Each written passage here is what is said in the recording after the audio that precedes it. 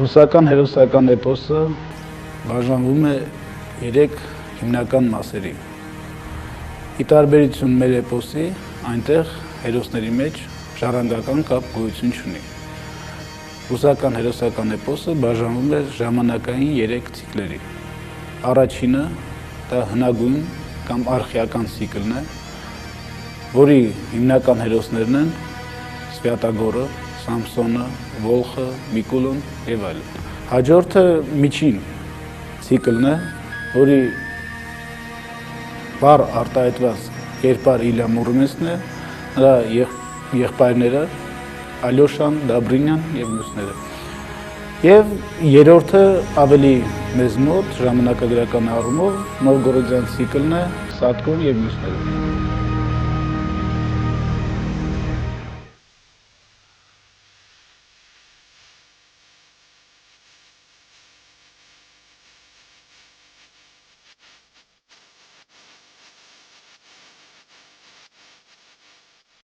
Եվ հատկապես այս հերոսներից իր բացառիկությամբ աչքերնում Սվյատագորը։ Հենց անունը հուշում է այն մասին, որ գործ ունենք մի հերոսի հետ, որը ունի լեռնային ծագում, եւ այդ լեռները սրբազան են։ Սվյատագոր նշանակում է Սուրբ լեռ։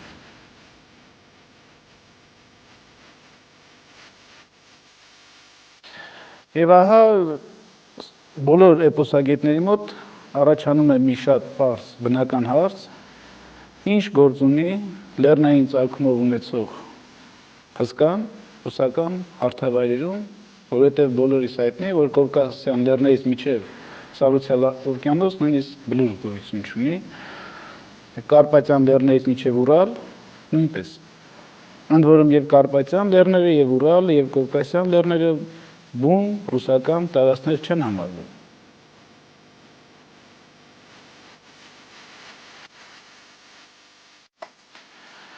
Փորձենք այս հարցի պատասխանը տալ կարդալով ռուսական այն բիլինաները, որոնք նվիրված են Սվյատագորուն, որոնցում ցույց է տրվում նրա գործունեությունը եւ զուգահեռ կարդանք, ուսումնասիրենք մեր հայկական էպոսը, որովհետեւ կա մի բնորոշ հատկություն ռուսական բիլինաների հնագույն հերոս Սվյատագորին, ինչպես պատմում է բիլինաներում, հողը չի կարողանում պահել։ Եվ հայոց էպոսի, հայոց ջութազումների նախահայր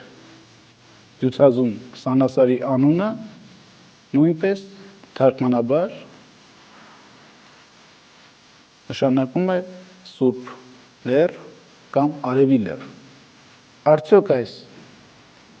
անվան նմանությունը զուտ պատահականություն է, թե դա նույն կերպարն է, որը արտահայտված է եւ սլավոնական բիլինաներում, եւ հայկական հերոսական էպոսում։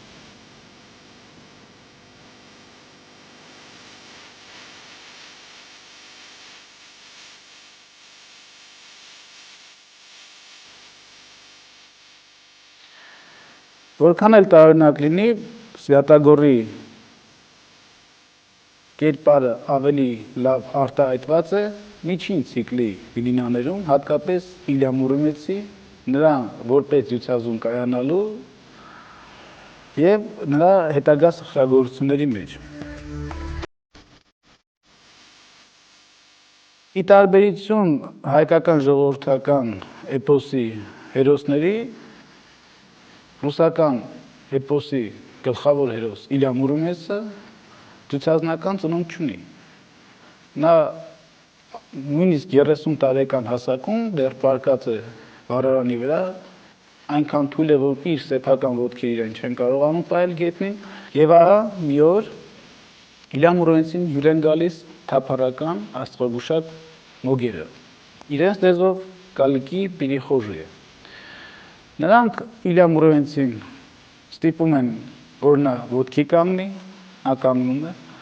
նրան սովորեցնում են, թե ինչ պետք է անի եւ ասում են, որ ինքը դառնալու է հզոր ջութազում եւ դառնալու է Սուրբ Ռուսիայի պահապանը եւ նրան մի խորհուրդ են տալիս։ Նրան ասում են, որ կարող ես կռվել ցանկացած ուժի դեմ եւ քեզ պատերազմի դաշտում մահ չկա, միայն հաղթանակ է սպասում։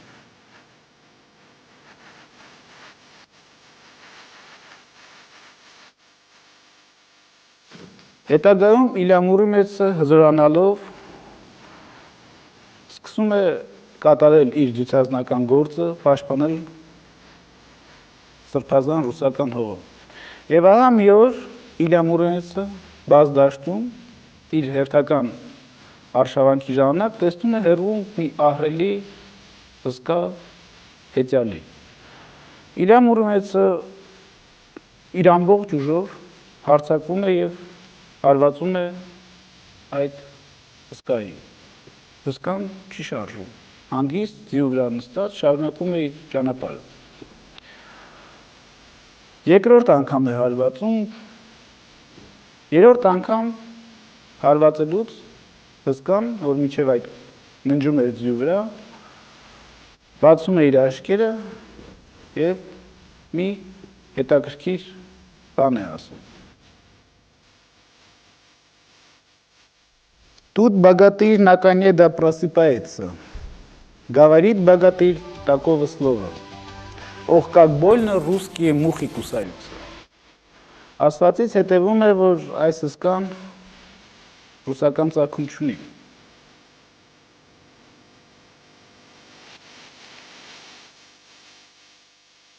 Նույն Իլինան մի փոքր ուսումնասիրելով տեսնում ենք, որ այս հսկան Սվյատագորն է։ Ինչ գործ ունի Սվյատագորը այնտեղ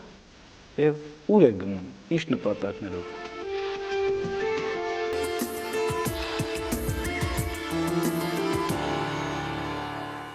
Тут садился Святогор да на добра коня и поехал по чистую полю, он к тем горам да Araratским.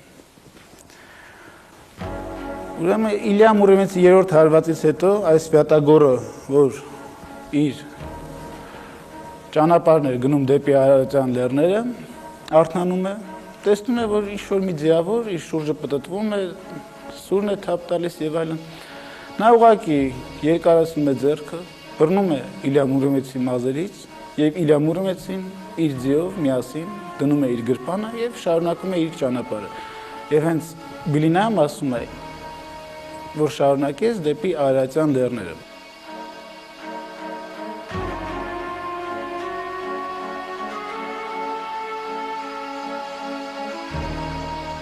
Երեք օր գնալուց հետո Սվյատագորը տեսնում է, որ իր ձին արդեն սկսում է կաղալ, դանդաղ է գնում։ Նա բարկանում է ձիու վրա, որ ծուլանում ես եւ այլն, եւ ձին պատասխանում է, որ մի մոռացի Սվյատագոր, որ ես միայն քեզ չեմ տանում, այլ նաեւ քո գրպանում է մի ռուս դյուցազուն իր ձիով։ Այստեղ հիշելով Սվյատագորը իր գրպանից հանում է Իլյամուրի մեծին, ձիով հանդերձ, եւ զարմացած նայում է, փորձում է հիշել եւ ասում է, ով ես դու, ինչ ես անում։ Եթե դու ռուս հզոր դյուցազուն ես, դուրս արի բաց դաշտ եւ մենամարտենք։ Իլյամուրը միանգամից պատասխանում է, որ Սվյատագորի հետ մենամարտելու ոչ մի ցանկություն չունի, այլ ցանկանում է ընդհանրապես նրա հետ եղբայրանալ։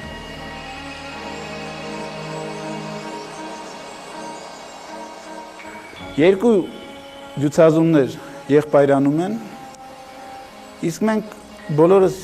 հիշում ենք, որ